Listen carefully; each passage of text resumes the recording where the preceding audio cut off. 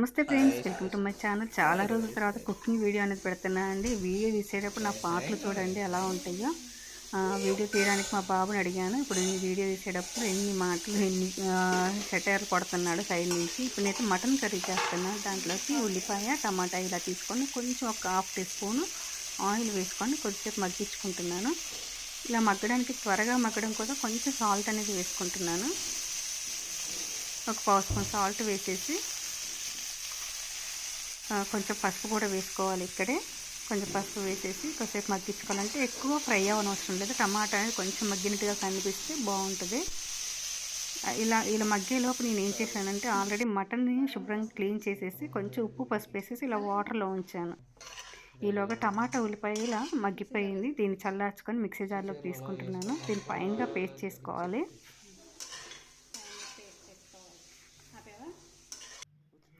ఇలా పేస్ట్ చేసేలోపు ఈ మటన్ని వాటర్ నుంచి పూర్తిగా తీసేసి కుక్కర్లో వేసుకుంటున్నాను. వాటర్ అనేది అస్సలు వేయకూడదండి. వాటర్ వేయకుండానే అది మంచిగా మటన్ అనేది ఉడికిపోతుంది. మనం తీసుకున్న మటన్ని బట్టి మనం ఎన్ని విజిల్స్ పెట్టుకోవాలనేది చూసుకొని పెట్టుకోవాలి. ఇప్పుడు కొంచెం పసుపు వేసుకుంటున్నాను. ఇందాక ఒక పావు స్పూన్ వేసాను, ఇప్పుడు ఒక హాఫ్ స్పూన్ వేసుకున్నాను. అలాగే కొంచెం సాల్ట్ వేసేసి మంచిగా కలిపేసి నేను విజిల్ పెట్టేసుకుంటున్నాను. ఎలాంటి వాటర్ వేయాల్సిన అవసరం లేదు. ఆటోమేటిక్గా మటన్ నుంచి వాటర్ అనేది వస్తుంది. దీన్ని పెట్టేసుకున్న తర్వాత గరం మసాలా ప్రిపేర్ చేసుకుంటున్నాను. ఇక్కడ ధనియాలు, దాల్చిన చెక్క, లవంగాయ, యాలక్కాయ, కొంచెం ఎండుమిర్చి వేసుకున్నాను. అలాగే బగారా ఆకేసాను, ఎండు కొబ్బరి కూడా వేసుకున్నాను, మిరియాలు వేసుకున్నాను. ఇవన్నీ వేపేసిన తర్వాతకి నేను వీటిని చల్లార్చుకొని వాటర్ తయారు చేసుకుంటున్నాను. ఇది ఆల్మోస్ట్ అన్ని కర్రీస్లోకి వేసుకోవచ్చు అండి. చాలా టేస్టీగా ఉంటుంది. ఇక్కడ ఎండు కొబ్బరి పడదు అనుకున్న వాళ్ళు, కొంతమంది గ్యాస్ట్రిక్ ప్రాబ్లం వస్తూ ఉంటుంది. అలాంటి వాళ్ళు దాన్ని అవాయిడ్ చేసేసి దాని ప్లేస్లో పచ్చి కొబ్బరి తీసుకోండి సపరేట్గా.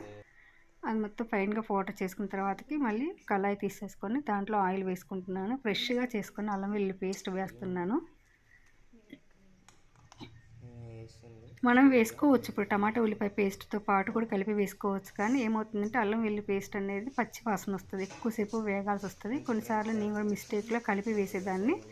అందుకే నేను ఏం చేశానంటే ఇప్పుడు సపరేట్గా అల్లం వెల్లుల్లి పేస్ట్ వేగిన తర్వాతకి అప్పుడు టమాటా ఉల్లిపాయ పేస్ట్ వేసుకుంటున్నాను. మనకు కావాలంటే గరం మసాలా వేసిన జీడిపప్పుని దీంట్లో కూడా కలిపి చేసుకోవచ్చు. అది నేనైతే ఎక్కువ స్టోర్ చేసుకోవచ్చు అని చెప్పి జీడిపప్పు గరం మసాలాలు వేసి పౌడర్ చేసుకొని దాంట్లో ఇష్టం లేదనుకున్న వాళ్ళు ఇక్కడ టమాటా ఉల్లిపాయతో పాటు జీడిపప్పు అలాగే గసగసాలు పచ్చి కొబ్బరి కూడా వేసుకోవచ్చు అన్నమాట. ఇలా టమాటా ఉల్లిపాయ వేసిన తర్వాత మంచిగా వేగనియాలి. వేగేటప్పుడు సాల్ట్ వేసుకున్నాను, అలాగే పసుపు కూడా వేసుకున్నాను.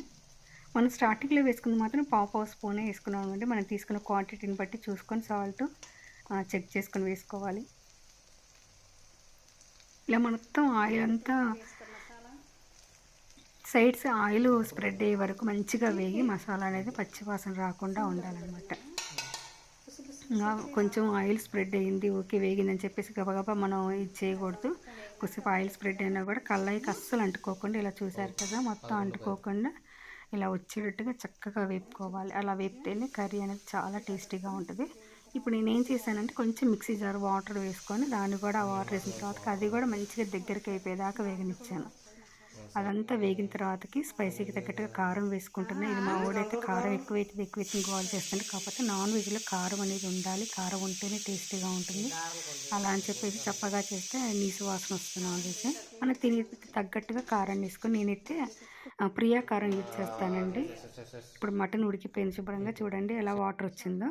ఇప్పుడు ఆ వాటర్తో సహా మనం దీంట్లో మటన్ కర్రీ అనేది వేసేసుకోవాలి. మటన్ కొంచెంమంది ఏం చేస్తారంటే వాటర్ వచ్చింది, వాటర్ పక్కన స్ట్రెయిన్ చేసి మటన్ పీసెస్ మాత్రమే వేస్తారు. అలా వేస్తే మటన్ అస్సలు టేస్ట్ ఉండదు.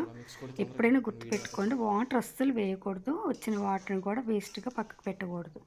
విత్ వాటర్ తోటే వేస్తేనే మటన్ కర్రీ అనేది చాలా అంటే చాలా టేస్టీగా ఉంటుంది.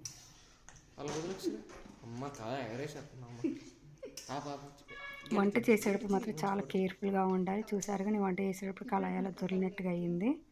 ఇలా వేసిన తర్వాతకి మసాలా అంతా బాగా పట్టేటట్టుగా చూసుకొని మంచి దగ్గరగా ఉడికిన తర్వాతకి అప్పుడు పచ్చిమిర్చి ఈ స్టేజ్లో వేసుకుంటానండి. మీకు నచ్చితే ఇలా వేసుకోండి, లేదా స్టార్టింగ్లోనే వేసుకోండి. కరివేపాకు, కొత్తిమీర, పచ్చిమిర్చి అనేది మంచిగా ఉడికింది గరం మసాలా వేసి ముందుగా వేసుకుంటాను. అప్పుడు ఏమవుతుందంటే మెత్తగా ఉడకకుండా పీసెస్ కనిపిస్తాయి.